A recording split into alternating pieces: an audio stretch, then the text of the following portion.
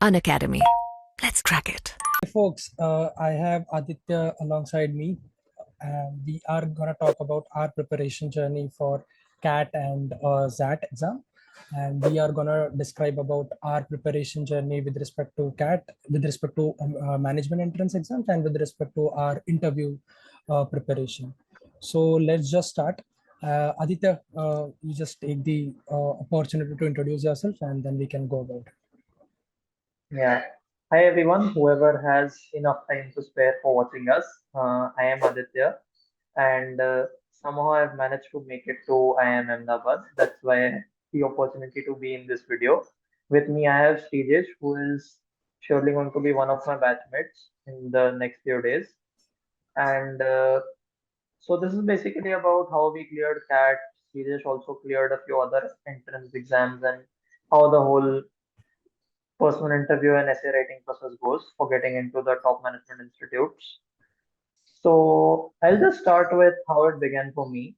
I started, I first got an idea about CAT when I realized that I was not going to become a good engineer anymore. And the dream engineering placement was not going to work out for me. So I had a pretty typical thing. Passed 10th, got into science, PCN, tried computer science engineering, didn't make it to an IIT, made it to a decent college, but the placement condition there and how much I was liking coding and all was not working out. So then a few people told me MBA might be a way out since UPSC and other options were way too tough. So I decided to narrow down on CAT, and during COVID there was a lot of time to spare since college academics was a bit light in that time. So I just started looking out for papers and how the papers are, and it seemed interesting, right? Since early days I had given a lot of Olympiads and other competitive exams and all, and the logical reasoning and all those sections appealed to me quite a bit. So I just decided to give it a shot. I prepared for say around 7 to 8 months, like from April or May till November when CAT happened. I prepared for those 7, 8 months with the help of an academy, majorly with the help of an academy, not any other resources, and eventually got a very good percentile. So how about you, Sreejesh? How did you go about CAT? Yeah, so I started my journey back in June 22, and I resigned from my job. I was a working profession up until that time, and then after that I resigned and I started my preparation.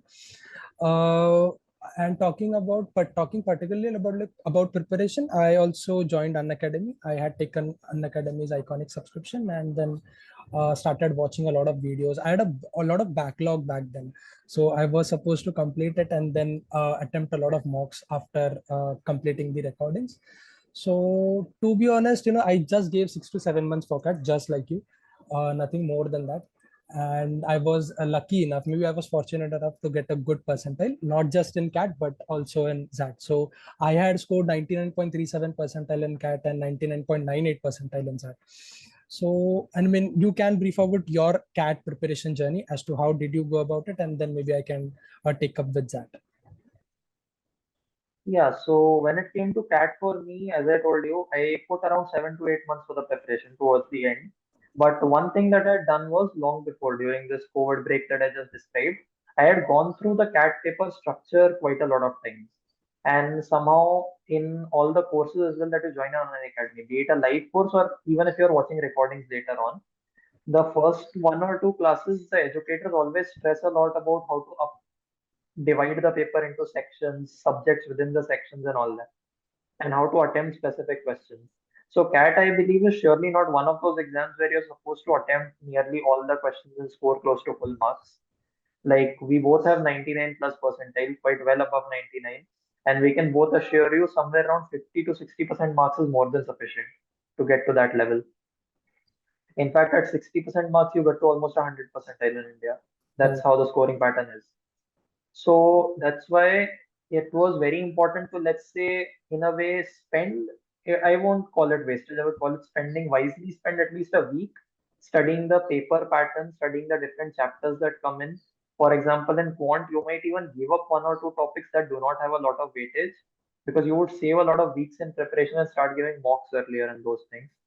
One thing that a lot of people say, and even I'll stick to the point, you need to start giving mocks somewhere around August, I say August, September, 2 to 3 months before CAT begins. because the things that you plan in your head about how you'll go on the exam day, you need to actually practice it across different papers of different difficulty levels and see if the plans that you have in your mind are actually working or not. And as far as possible, you should try and practice in a cat based format. Like, even if you're, say, just studying, if you're gonna practice on some day a specific topic, take 20 questions of it and solve it over 40 minutes, which is basically one section of cat. So just try to keep your practice and mindset as far as possible aligned to how the final cat day would be. And yeah, that's pretty much it. And you can divide it into subjects, choose your weaker subject, try to work hard on that, and try to secure, say, just about 45 to 50% marks in your weaker subject, which was VARC for me. Quant and LR were fairly simpler for me from being this background. If some other subject is difficult for you, try to make the good enough score of, say, 90-95 percentile in that subject and work very hard on the other two. So that's how I went about it. Yeah. CAT honestly is not much stressful. You just need to plan well.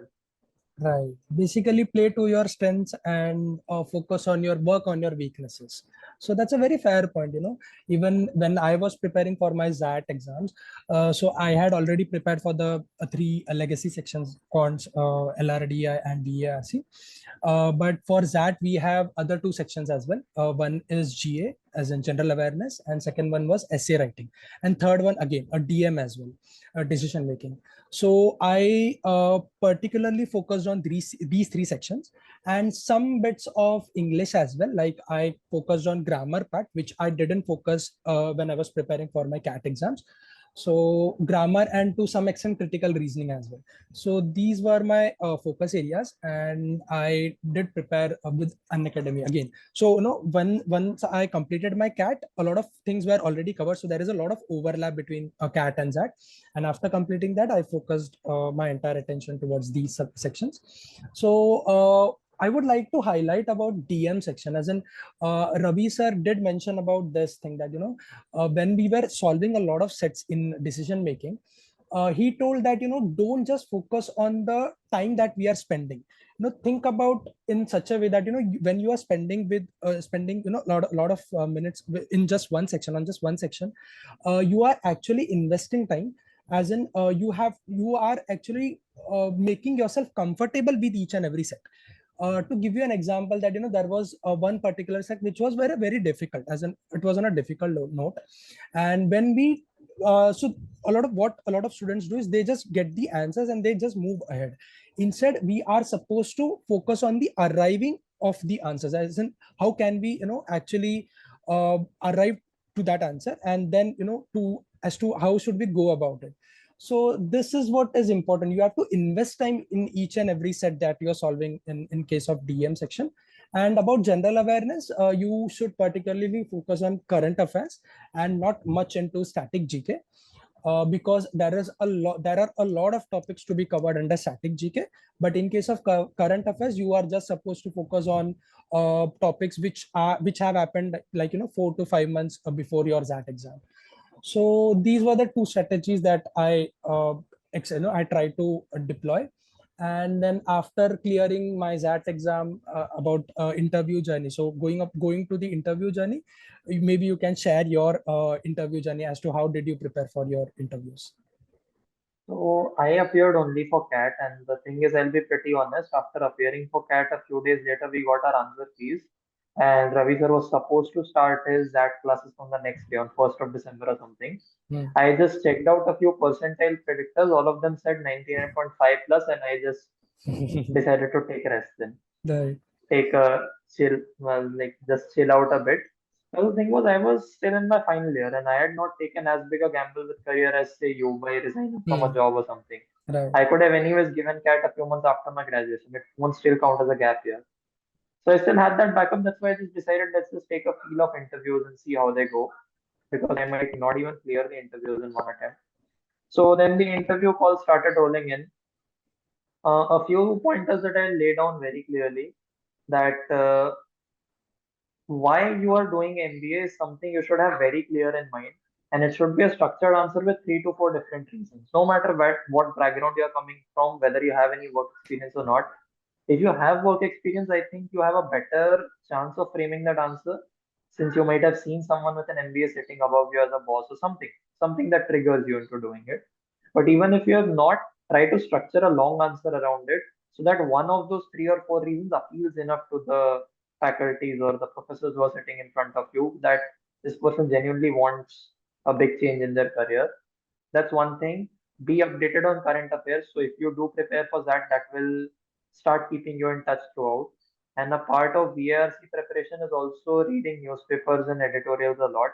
So current affairs is something you would be fairly well versed with throughout, and it won't be like you are starting to read a newspaper 1 week before an interview. You don't understand how it works. So current affairs again, these interviews tend to happen in that season of February and March where every year the new annual budget comes out. So that always causes a lot of problems. But again, Unacademy has a very simple GDPR program that keeps few things covered. There are classes. An interview is a lot more about, say, like it's not exactly role playing, you're not exactly dramatizing, you're not faking it in front of them, but some amount of body language has to be fake because let's be honest, going into that room, you know the next 20 minutes can decide two very different directions for your career. Right. So the nervousness is such that if you don't pretend, your real body language might be really, really down and you might lose out. So you need to build up a bit of body language, try to polish your English language a bit, not too much, and don't give a lot of variations that for one line you're speaking in something that's very high quality English and great vocabulary, the other line you're reading. Just maintain an average tempo throughout. Don't get too excited or too nervous. Be truthful as far as possible, unless and until you're saying something that's almost suicidal in one sense. Like, don't reveal if you failed any course or college or not.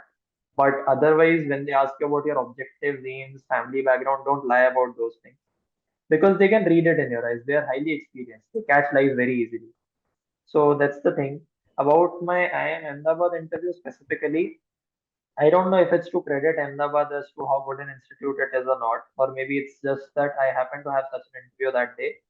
It was by far the most comprehensive interview I ever do. They literally asked me about every topic under the sun. There was current affairs, there was finance, there was government policy, there was foreign relations with other countries. There was a bit of sports, my academics, my career plans. Do I want to open a startup or just stick to a job? What kind of institute do I belong to? What was my degree about? Why am I not continuing there? I was from a computer science background, so we even discussed about who's the father of computers. There was a lot. There was GK about my subject, generic GK. This is not to scare you. This is, in fact, I see it in a good way that when someone quizzes you on such a variety of topics, you'll definitely find your comfort zone in one of them and you can stretch the conversation from there on and easily talk for the next 5-10 minutes or so. And once in a while, they do select a particular candidate and decide to grill that guy just for the fun of it. This happened with me in Bangalore. It was a 22 minutes interview. 22 minutes, no name, no introduction, just Indian economics. Like, how much do you think India collects from GST every year? What percent of it is paid by the top 1% individuals? Goodness. Like, how am I supposed to know? I didn't even do a project on GST collection in my computer degree. But eventually, Bangalore gave me a convert as well. So it's not like, so don't get disheartened at any point during the interviews. Maintain your tempo, as I said, maintain a steady flow, and keep answering with a good pace. And I have this thing, I don't know if it's unique to me or someone else before me thought of this. Just see that whatever capabilities you're carrying along with your CAT score into the interview, look at it as X, that it's some number X.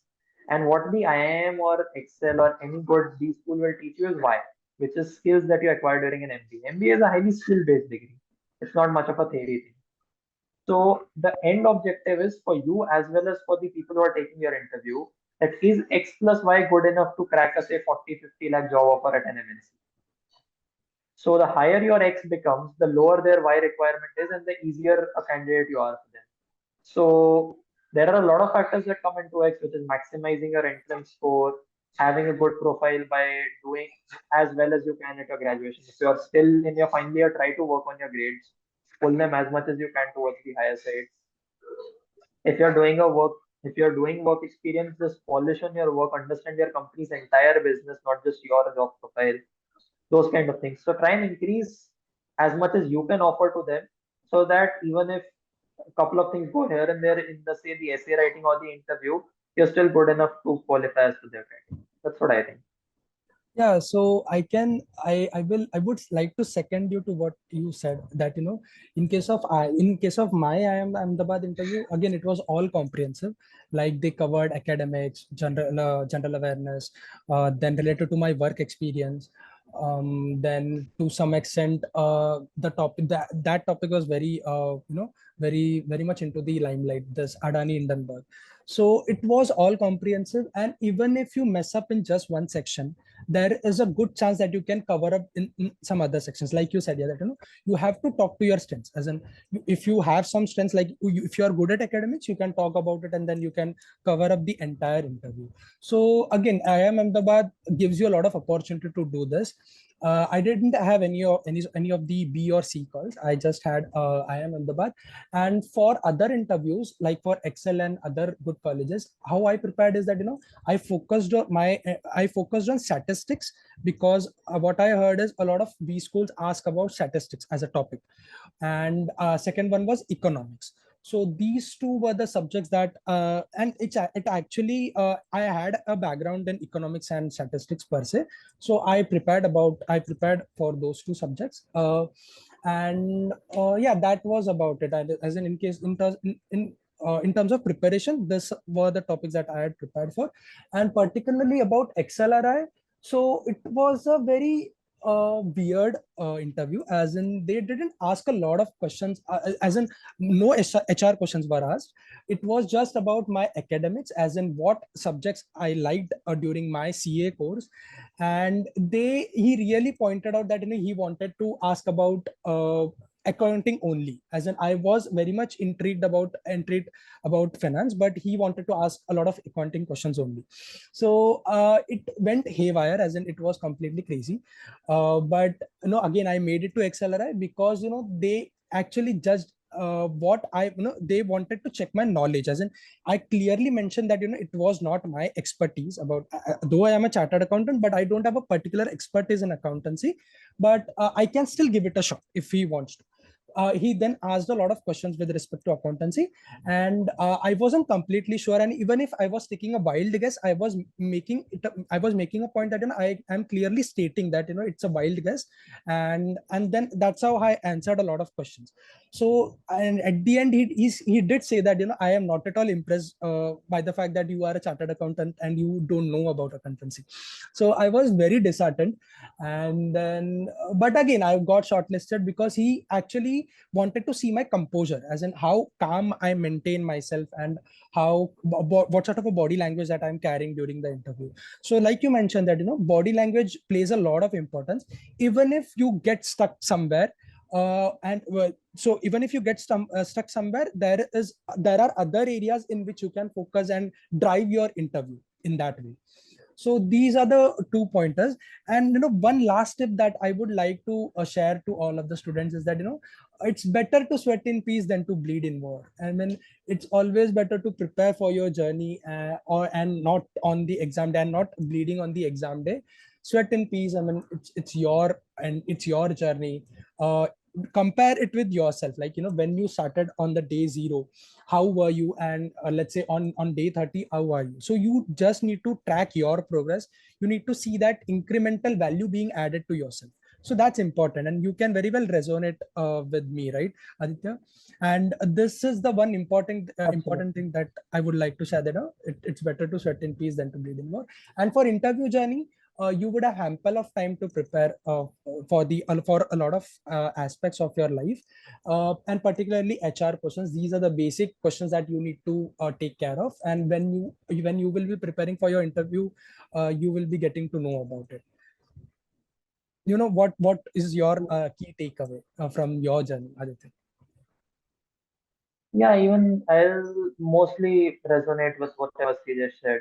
He said more or less very correct things. And one thing I'll additionally add is that when you go through different phases of your journey, there's a phase where you're contemplating whether to give CAT, or maybe you have a good enough degree or a job in hand that you just want to carry on with it. Then there's a phase where you prepare for CAT. And that's what, if everything goes well, there's a phase when you prepare for the PIs and the VATs and everything, the interviews and everything. So this is something that Ravi sir used to say in his classes, once in every 3 to 4 classes, no matter which subject you study from him, that when you are in a particular phase, just think about maximizing your score in that phase. When you are into CAT, focus on getting to 99.5 plus.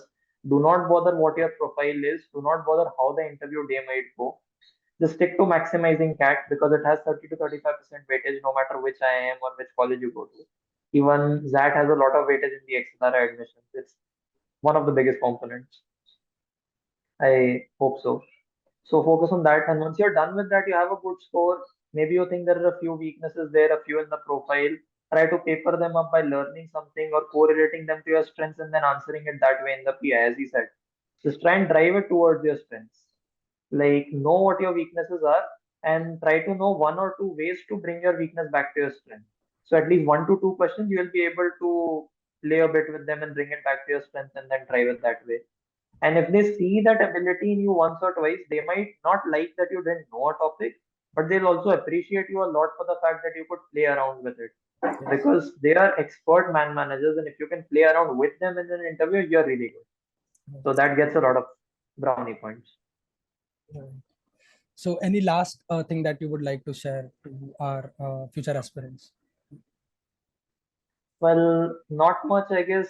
If someone's really willing to make it CAT 23 as their year, then I think it is high time you should start around right now. If you haven't started at all, Yes. you should really dive in straight into the strategy and syllabus completion and start pretty quickly. And I hope Unacademy remains your chosen platform of learning. Like, I guess people must be learning from Unacademy that they came to even watch us Yes. on an evening or whatever. So whatever platform you have taken, it might not be Unacademy by any chance. Just stick to what you have. Do not step into many people because even on Unacademy itself, many educators have many ways of going around a subject. And the kind of timeline we are at, where it's exactly 6 months to go for CAT, from May last week to November last week. Stick to one educator. They are all good. They have all cleared CAT in their own time. Some of them keep clearing CAT every year. Right. So just stick to them if the methods have been working for you and they'll work. One mock might not go well, two might not go well, the third one will work. It will click. Right. So that's the story. Yeah. So thank you guys. Thank you for being all ears. I hope that we added a lot to your existing set of knowledge, and maybe this will help you prepare for your CAT exams. So thank you so much. Yeah, thank you so much and thanks Yeah. for bearing both me and Sreejesh. Yeah. Bye.